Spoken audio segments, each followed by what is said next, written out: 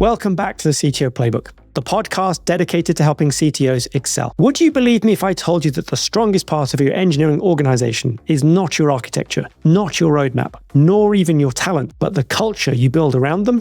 In today's episode, I'm joined by Pasha Jam, CTO of Bumper, a leader who's grown teams across borders, rebuilt trust after failure, and shaped a culture so strong that people who leave often return, with engineering tenures now measured in decades. Together, we unpack what truly defines a healthy engineering culture, why it consistently outperforms strategy and process, and how you can start shaping it with intention from day one. I'm your host, Adam Horner, coach to CTOs from startups through to enterprise, helping you lead with clarity, confidence, and strategic impact. And if you ever feel like you're figuring this out the hard way, you're not alone. That's exactly why I created the CTO Playbook, a podcast and platform built for leaders just like you. If you want to build a culture as intentional as the one you're about to hear, you can explore coaching, cohorts, and ways to stay connected at thectoplaybook.com, helping you build your playbook that fits your path at your pace. So if culture is powerful enough to be a competitive advantage, what does it look like in practice? Let's meet Pasha and hear about his playbook. Pasha, welcome to the show. It's lovely to have you here. Thanks for having me, Adam. Looking forward to this. Good. Now, I'd love to start off establishing you in the minds of our listeners. Now, if there's a CTO listening right now on their morning commute or on their gym session, why should they trust you when you talk about engineering culture, Pasha? That's a good question. I don't know how many CTOs will be in the gym. They'll probably be fixing a major technical issue. I would like to think that the reason they should trust me or listen to me is because of all the experience I have over the last 20 years. I have 2 failed startups, and third time was a lucky one, which is my current role at Bumper, where we have been very successful in growing a team of 3 all the way to 110 people, 2 funding rounds and growing internationally. We have also acquired 2 companies in the last 12 months. So we have had that challenge of establishing culture across acquisitions as well. It's always interesting and a very difficult challenge because a lot of companies, big companies, fails at that. And also I travel a lot. So I've seen loads of cultures. I've traveled around 60, 70 countries and I've learned from different cultures, different people. So I'm hoping bringing all that into the tech industry would benefit certain CTOs. Wow. I'd love to dig into the travel to 60 or 70 countries. That's a fair commitment of traveling around. What is it that does that? Is that just simply a passion for traveling? Or is there something behind it? No, it's just a passion for traveling. My parents used to travel a lot. I grew up in an environment where there were loads of international kids. And since then, I was always amazed how good it is to learn about different cultures, try different recipes. At a very young age, I made the decision I'm going to travel a lot, which basically meant I'm going to be poor for the rest of my life. Once I got married, luckily my wife has a very similar philosophy. So we do travel a lot and spend all our money on it. Poor in money, but rich in experiences, I can imagine. Exactly. I myself went to an international school from the age of 12 to 18. I think there was 52 nationalities just represented in that school. So I also love the international background too. So in terms of just going back to, culture and power of it, I just ask you perhaps a slightly unfair question. What do your team members consistently say about working with you when it comes to the value of the culture in your organization in Bumper? I think that's a very good question. And the way I would answer that is we had quite a few leavers when they were leaving because of different personal reasons. For example, their wife is relocating or they had a child and they want to get a bigger house, which is not close by. Most of them when leaving have said, we would miss the culture. We'll miss the people we work with. We'll miss the team. And after that, they've actually come back. So I think that's always a great sign that our culture has worked and the leavers want to come back as well. I think that's a really powerful sign. I've seen that in a couple of organizations only, and it is a very, very strong signal that people really want to work there. Awesome. I mean, that's a hell of an achievement just on its own. Yeah, and I think it's not easy. It takes a lot of time. It takes a lot of effort and prioritizing culture over a number of things. But luckily, we have managed that while we have scaled from 3 to 110 people, and we would like to continue that. Absolutely. Now, you say it's lucky, but I've got to imagine that this comes from a background of deeply understanding what the value of culture is. So can we just sort of wind back a little bit in your experience, in your career, and perhaps cover a couple of those early days when you encountered culture that, or at least didn't work for you? I think as I went through, so I did a degree in engineering, so I'm a software engineer. I started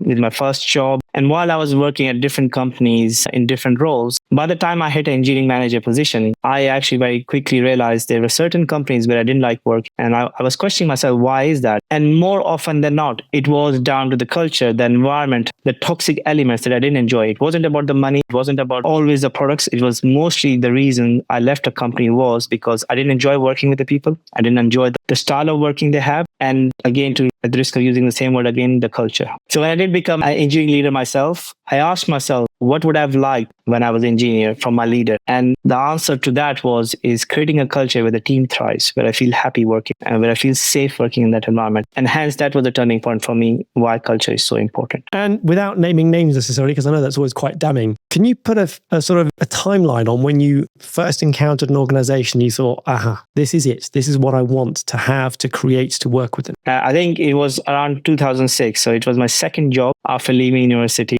And I think up till 2009, so those 3 years, while I was doing my job and I was working on some great products, which were very impactful and revenue generating, I just wasn't enjoying my job at that point. I think when you do it, you don't realize. But when I worked in a company where the culture was good, I realized how much of a difference that made to kind of how I felt about the job and the company. And you mentioned there about feeling safe. And a lot of people can understand a lot of different things by that. But in your terms, what do you mean by when it feels safe to work in an environment? So I'll talk purely from engineering perspective because that's the teams I lead. When I talk about safety, I talk about psychological safety. So it's about not having a fear of failure. It's about being able to communicate clearly that there's a risk in the business, there's a risk to the product. It's about having and feeling safe that I could question the stakeholders. Why are we launching that product? What's the value to it? And if you have that safety and you can ask those questions or you're not scared of failure, I feel like you actually have more clarity and the freedom to perform your best. So the safety comes first and the clarity comes after as a consequence then in your experience? Yeah, because if you have the safety, you'll naturally ask more questions. You naturally challenge things, which brings obviously clarity and then innovation and leading on to great products. Awesome.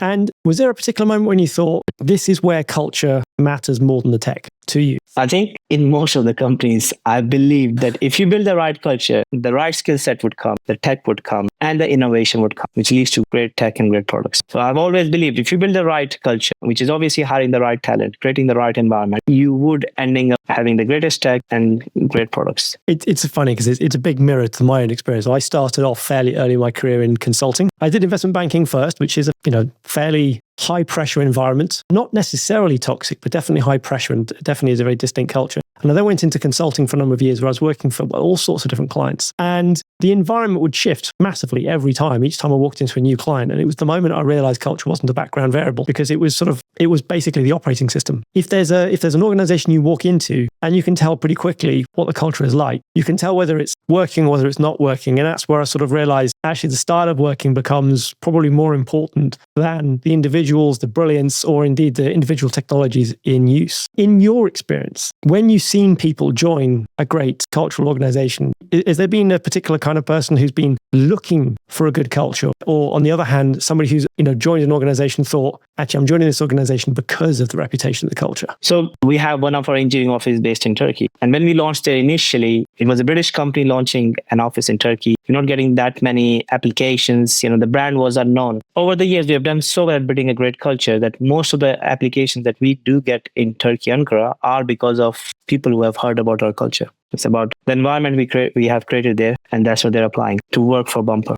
We have also been so many awards for our culture as well. So, clearly it's working. In terms of someone who's looking for a great culture, I would say 80% of people who pass the final interview with us, they're aligned on the culture, they're aligned on the values. Sometimes they actually say that money is not that important, but I do want to work for a company like yours. So I think that's great to hear. And similarly, people who prioritize individual goals over team vision and empathy and so on, generally they're not the right fit for our culture. Right. So they'll kind of rule themselves on fairly early on in the interviewing processes then. Yeah. And, it's not easy. Sometimes you can't predict this or you can't point this out in an interview. But obviously, as you go through the probation period, it does come out because naturally, this is what happens when someone with different values and different concept of culture or potentially with a huge focus on individual goals joins the company, they stand out because they're not the ones who are being empathetic. They're not the ones who are being a team player. They're not the ones who like the ownership, who are happy to give credit, and they just naturally stand out. Yeah, and that makes recruiting and your whole onboarding process quite distinctive and quite self-driving, I imagine. Yeah, these values, especially as we have scaled, we have made sure that, culture is a key element of our recruitment. All the way from the first interview till the final stage interview with me. I like to be in most of the final interviews just to make sure that they're a right fit. I don't ask any technical questions anymore. I leave it to the experts. And onboarding is a key part of that. And now, as we have international teams, so we have engineers based in UK, we have engineers based in Spain, and we have engineers based in Turkey, it's equally important that during the onboarding, we stress the element of great communication, of making sure that everybody's inclusive and growing it internationally. That's amazing. And what you say about people sort of being referred or referring themselves based on the reputation alone, that is quite literally a bottom line reduction in recruitment costs over time, I imagine. You can quite literally measure that financially. I think our people team have done a great job, applying for those awards, creating that awareness. And most of our hiring is through referrals now. Wow, that's amazing. So in terms of getting to that point, I mean, this, in terms of understanding this is what average looks like and this is what good looks like. So what were the behaviors that you first noticed that you started to define as being, okay, this is the difference between average and great? Is that during a recruitment process or during onboarding? Just generally, your own experience in those early years when you're sort of figuring out there's a difference between okay and awesome. Yeah, I think when you have engineers that can be potential leaders, you wanna see how much they empower people. I think empowering people is a great skill, and that has allowed us to scale because you are constantly creating leaders in a growing team. So I think empowering people is a key skill, and if you see that happening, you know they're the right fit because you can train one leader, but if they're empowering, they can create 5 more leaders. So that's great, right? Ownership. I think it's amazing how a good culture creates ownership within the team. So you don't actually have to push anyone. You don't have to worry about deadlines. They take on the ownership themselves. And I think that is good indication of if somebody is happy to take on ownership once they have clarity, once they have the autonomy. I think that's a very good indication of that. The third one I would say is continuous improvement. The culture changes all the time. The culture is different when you're a team of 3 to a team of 10 to a team of 50 to a team of 300. As your role changes, if you're not continuously self-improving and growing, there's a chance that the same culture won't apply anymore. So I think that plays a big part. And generally, you find people who are happy to adjust with the growth are happy to adjust the culture as well. And so when you talk about continuous improvement here, I feel like there's a double meaning because on the one hand, you've got the individual approach to each person improving themselves. But on the other hand as well, you've got the group dynamic, the team dynamics, and the overall culture itself improving over time too, to match, as you said, the scale and stage of the business. Yeah, and they go both hand in hand because obviously if the team culture is changing, you need to adopt yourself as well. So you're continuously working on that. This is a great thing about culture, right? If you're adopting as a business grow, you're naturally growing. You don't even have to try. Yeah, it never gets boring from that perspective, for sure. Yeah, it definitely doesn't get boring.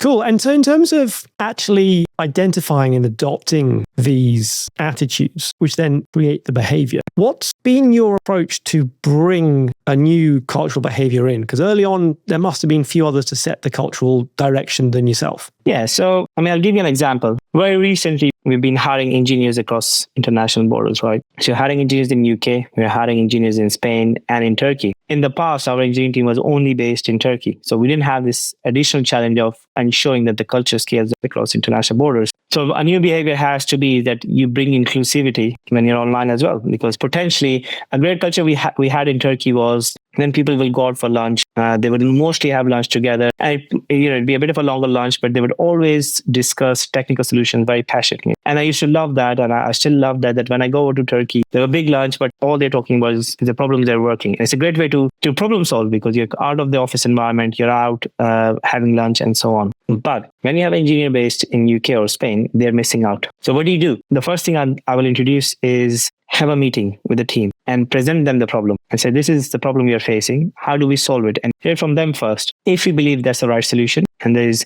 input from the team, that's what they would like to do, then I'm happy to proceed with that and try it out. If it doesn't work, that's absolutely fine. We come back, brainstorm again and look for another solution.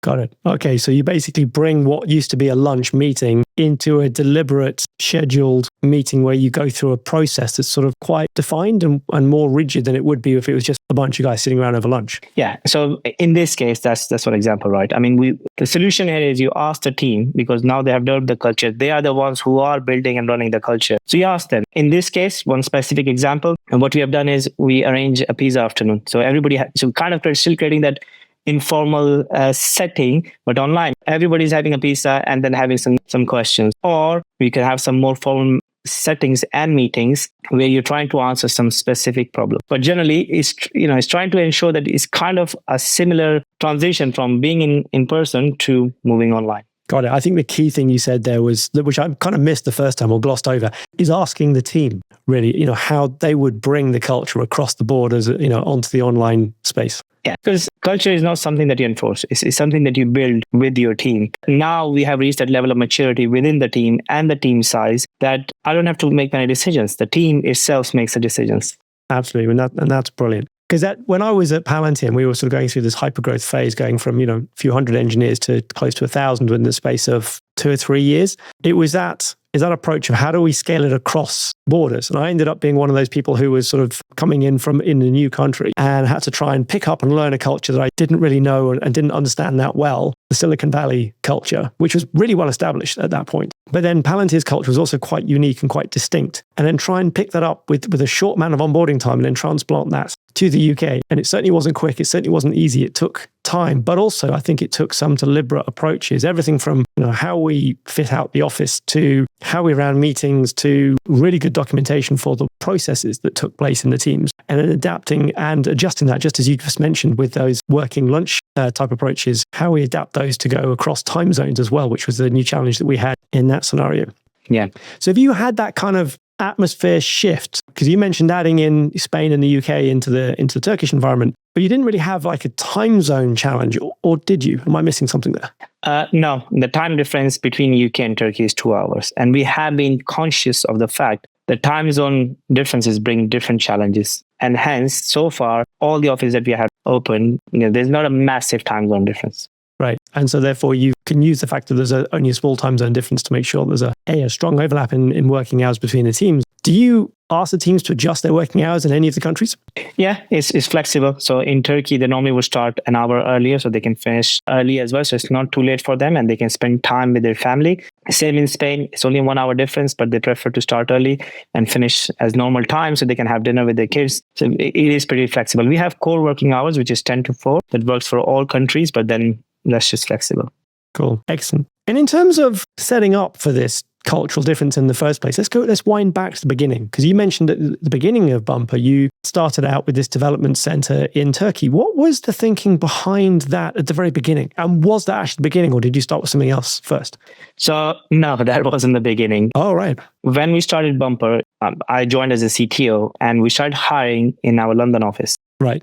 So we hired for 3 or 4 years in our London office. But as happens with startups, we wanted to make sure that we have enough funds and have a long runway. And at that point, London was too expensive for Bumper to continue to hire and scale as we wanted. So we decided to offshore. And we were looking at a number of options. There was Ukraine, there was Prague, there was Poland, and Turkey. Now, before Bumper, I had my own startup in Turkey. So I was very well versed with the tech ecosystem in Turkey. So I decided, let's go back and try to use some of the context I had in the past. I knew there was great engineering talent in Turkey, which was untapped because a lot of companies focus on Europe, like Ukraine or Poland or Prague. So it just gave us the edge. And since then, we have continued to grow very well in Turkey and very recently in UK and Spain.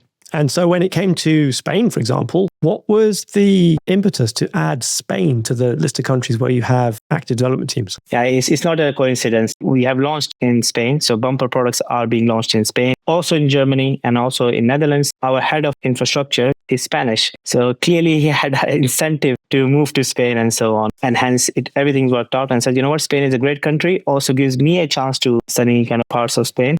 So I said, why not?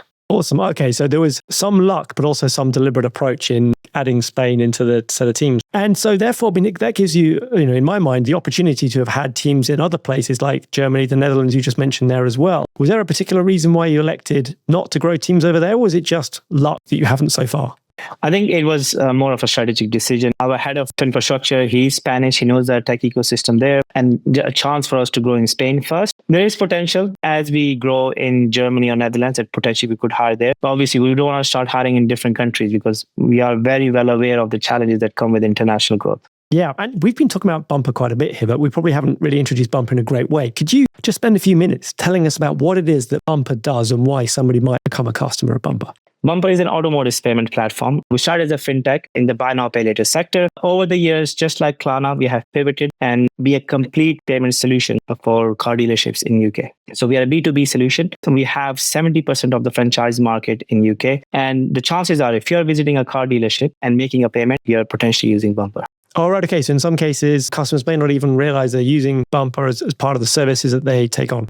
Yes. So if you're a car driver and you take your car to a dealership, if you're paying using a terminal, there's a chance you might be using Bumper because they're provided by Bumper. And if you get a link to make a payment, again, there's a chance that could be powered by Bumper. Got it. Therefore, I presume means that you offer multiple different payment types, payment on the spot, repayment options, so delaying payment and also splitting payments over time. Is that all features that you offer? Yes, we have a number of payment methods. We have buy now, pay later, which is splitting your cost or monthly installments. We have payment by card. We also have the latest payment method, open banking, and card terminals. So if you want to pay using a card in the dealership itself. Awesome. Now, the reason I ask about that is because what I found is that basically that there's a strong element of finance to that. What I found over time is that organizations that have finance as one of the core things that they do have some very interesting differences culturally to other organizations. Some brought about by regulation, some brought about by just the culture of finance in general, and then some just because it's specific to what it is the organization is doing. Are there any, would you say, sort of unique cultural traits of Bumper that are essential to you that you may not expect to see in other organizations? Yeah, I think you're right. I think finance companies do have a special culture. And, from the very start, when I met the two founders, James and Jack, I think they played a key part in obviously building the culture at Bumper in general. And obviously, I tweaked it for the engineering teams. I think one thing that is unique to Bumper, and we have done really well, is building camaraderie between all the employees. It was a lot easier when there were 15 of us. but now as we are scaling, I think still having that element is pretty unique to Bumper. A lot of people are really close. A lot of people go to each other's weddings. That's down to the fact that some of us have worked very long together. So I think that's a very unique factor that has come all the way from top down, which is one of the unique things about Bumper. And that sort of indicates to me that you've got quite long tenures compared to the average in other organizations as well. Is that true? Yeah. The first 5 to 6 employees who joined Bumper have been here for 10 to 8 years. I mean, I'm just trying to recall for other departments, but for my department, our retention rate is really high compared to the industry standard. And yeah, it also indicated by the fact that you've had people leave and rejoin at a later date as well. Exactly. Yes. It does happen a lot, not just in engineering, but also in sales. That's amazing. Okay. So this isn't something that's unique to the engineering culture. This is a Bumper-wide cultural trait then. Yeah. So when I came back from Turkey and I was looking for a company to join, I definitely took my time and I wanted to make sure that I joined a company with founders that have the same values. Really lucky that the two founders have kind of very similar concept about culture as well. And while I have grown the engineering team, they have been continuing to grow the sales team and everything else. Along the same lines, by the sounds of it. So yes, very, very close alignment between the three of you. And I think that's one of the traits of a really great founding team. How did you meet each other? Were you just literally out there looking for a new role and taking your time? Yeah, so I came back from Turkey a bit depressed because my startup had failed and I was out of money, but I was very keen. I knew I love startups. I love creating new products. I love building teams. So I was looking for the right opportunity and I was in no rush. And then I saw this job advertised where they were looking for a CTO for a company, for a product they were just about to launch. Yeah, that's how we met. And since then, it's been a good ride. That's history, as they say. I mean, quite amazing. So in terms of, generating that camaraderie, do you think there are any particular steps or actions that you've taken that have led to that unique, friendly organization where people are literally friends? Yeah, I think first of all, it's in recruitment as well. You want to hire people with kind of a similar attitude towards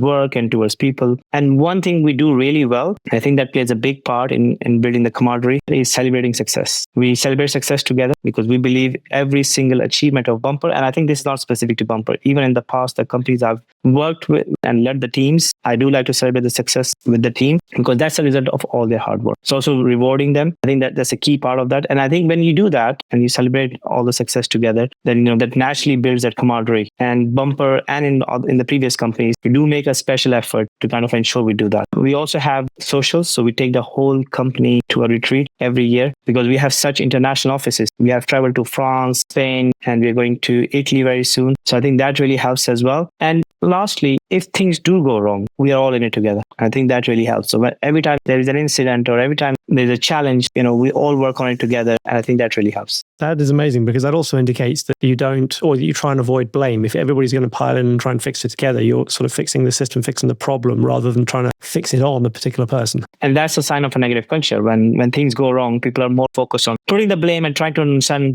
who is responsible for this. Whereas in our case, we work on the solutions first and then we try to understand what can we learn from it. Got it.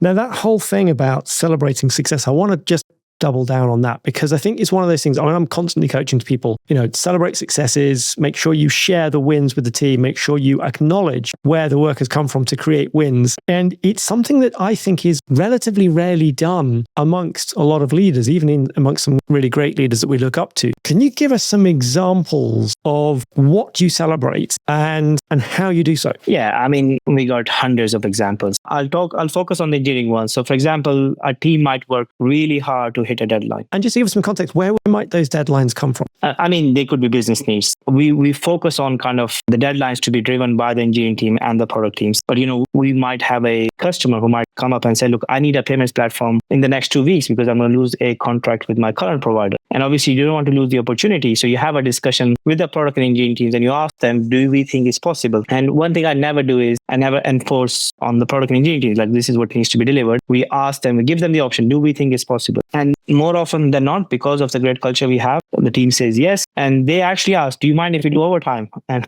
it's a question they ask. And I'm never a big fan of overtime. I say, if you do that, then you will get time off in lieu. So in the next 2 weeks, you can relax a bit more. So you're not exhausted. And that's a great example of how, you might get a shout out all the way from the CEO, from me as a CTO, and from the product managers. And generally what we see is when people put in this effort at Bumper, people are more keen to give credit rather than get themselves highlighted. So the engineering leader would be giving praise to the PM because they've done such a great job. The PM would be praising the engineering team because they worked so hard at that. And I think that's great to see. But nobody really wants to steal the limelight. They want to give someone else the credit. And in that way, you end up with more limelight to go around anyway. Exactly, yes. Awesome. Thank you for that, because I think giving those concrete examples is going to help a few of our listeners to understand how they can take an approach that's similar to start with, because often changing culture is the hard bit. When you're working in a great culture, or you've found yourself sort of luckily ending up in a great culture, you can appreciate it, you can understand it, but the changes needed to drive it is often the hard bit. And that's what I wanted to talk about next, actually, is transformation. Because one of the things that I think a lot of organizations and leaders would love to have is an awesome culture that is magically there.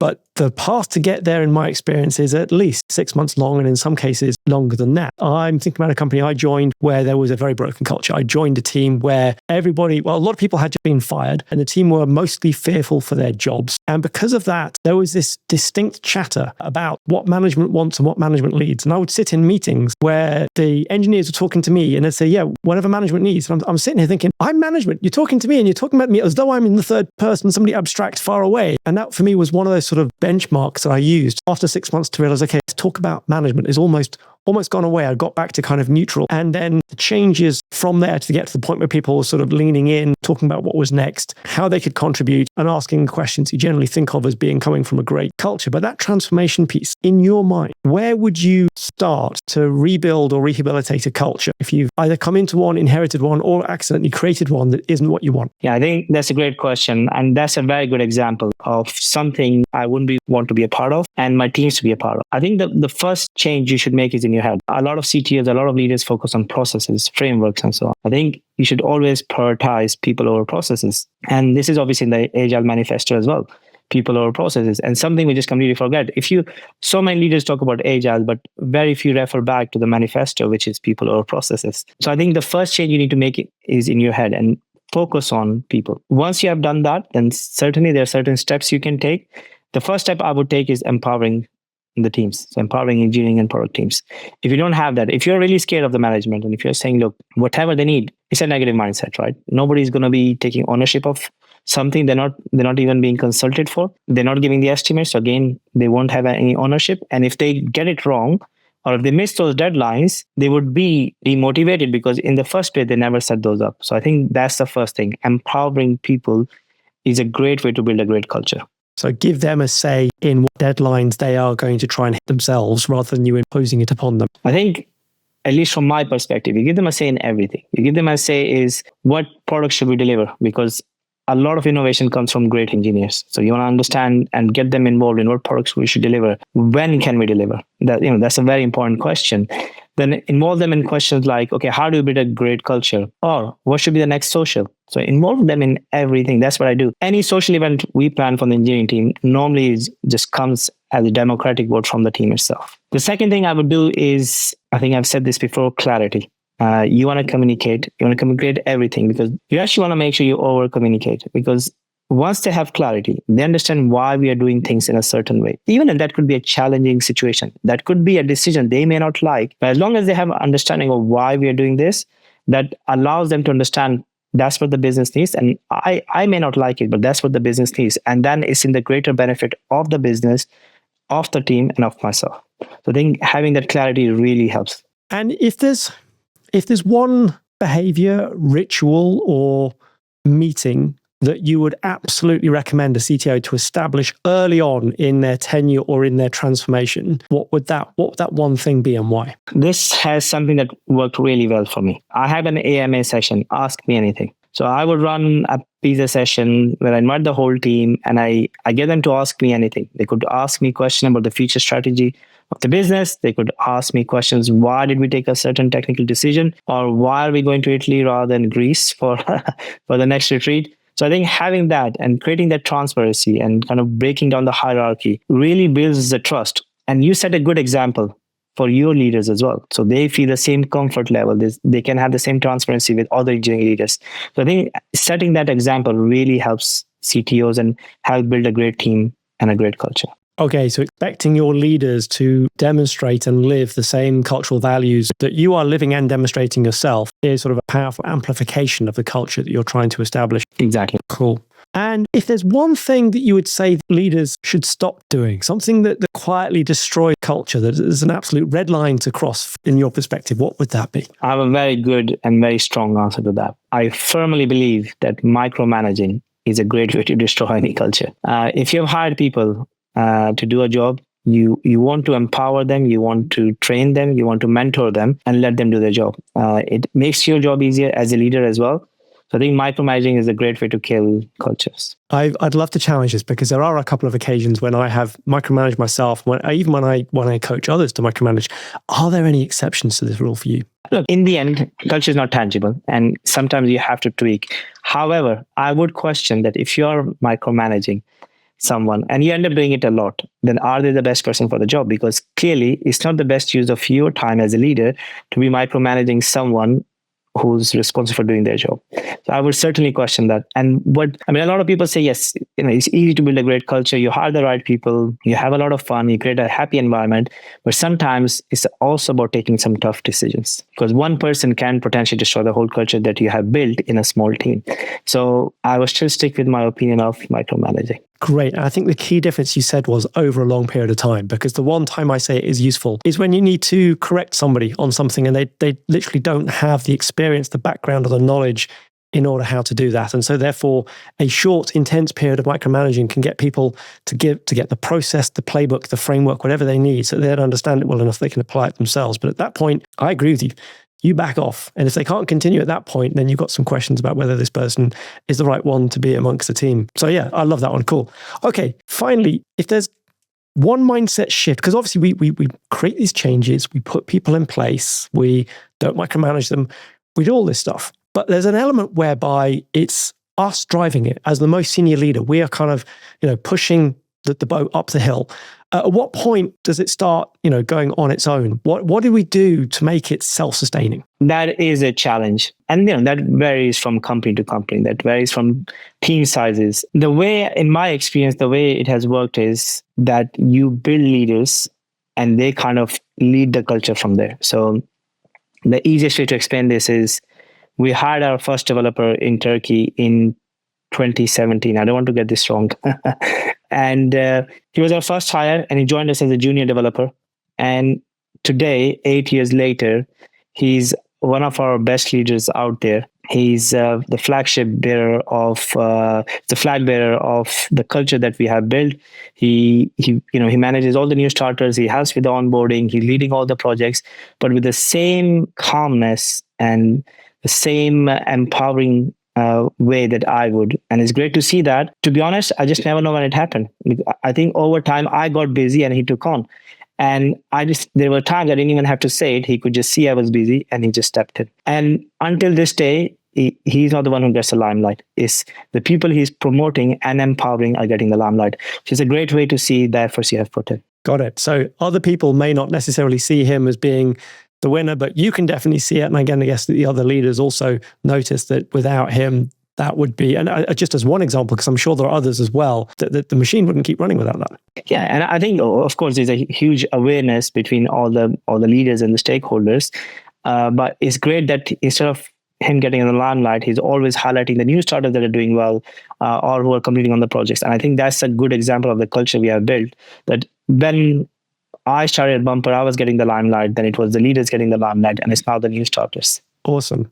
What I'd love to do then is to try and, with you, Pasha, try and distill this down into a playbook so that others can benefit from this great experience that you're bringing to leadership of culture here. So I've written down a few steps, but please tell me if I miss anything out, if anything's not particularly clear, or if there's anything else that you would add into this as well. So the first one that you had in here was this mindset that goes back to the Agile manifesto of people over process, people first. Step 2 was clarity. Clarity of direction, clarity in what you want, clarity of context for everybody in the team. Step 3 was this idea of open sessions. You call them AMA, Ask Me Anything sessions, where anybody can query anything pretty much. And then not only that you do that as the most senior engineering leader, but also that your leaders who work for you do exactly the same thing. Step 4 was that your leaders lead the culture as well as the technology. The next step I also had there is making sure that other people get the attribution for great work. And then finally, there was one don't in there. Don't micromanage. Yes, I think you have summarized it really well. One thing I would add, and this applies to your team, to your leaders, and to you as well, is continuous improvement. Because if you build a culture which was working at 5, it's not going to work at 50. It's certainly not going to work at 200. It wouldn't work when you have a melting pot of cultures from different international countries. And it'll certainly go out of the window when you acquire another company. Got it. So I'd love to modify that slightly from continuous improvement, which has been associated with a lot of process up until now, and say that it's continuous evolution, because it's not just that there's some gold standard that you're heading towards. The standard itself shifts over time, depending on the challenges you're facing and the context you're operating within. Is that fair? Yeah, I think that's definitely a better word. Awesome. Pasha, thank you very much for that and for helping me distill it down into those steps for the playbook there. Now, if people want to continue the conversation, how do they get hold of you? They can just access my LinkedIn page, Pasha Jam, and I would love to hear from them. Excellent. And I love asking this question at the end to wrap things up. Pasha, if there's one thing that you'd say a CTO who's fresh into the job from any kind of background, what's the one thing that you'd recommend that they do? Something that has worked for me is continuous growth. And the tech industry and the technology is changing all the time, especially with AI coming in. You might be a great CTO today. You may not be the best CTO in 5 years. So I think continuous growth is essential, especially for engineering leaders. As the technology changes, as you grow and the team grows, all the challenges you face. So continuous growth is really important for any leader. What a great note to end on. Pasha, thank you very much. Thanks, Adam. Thank you for listening to the whole episode. I appreciate your time. So just before you go, I'd like to ask you for a favor in return for putting together this episode of the CTO Playbook for you. Please share the episode with just one person who will appreciate it. Wherever you're listening, whether that is Apple Podcasts, Spotify, Amazon Music, or another platform, sharing the episode will help more CTOs find the podcast and enable me to create more great content. Remember that you can find more information on the CTOplaybook.com. Thank you for listening, and I'll see you on the next episode of the CTO Playbook.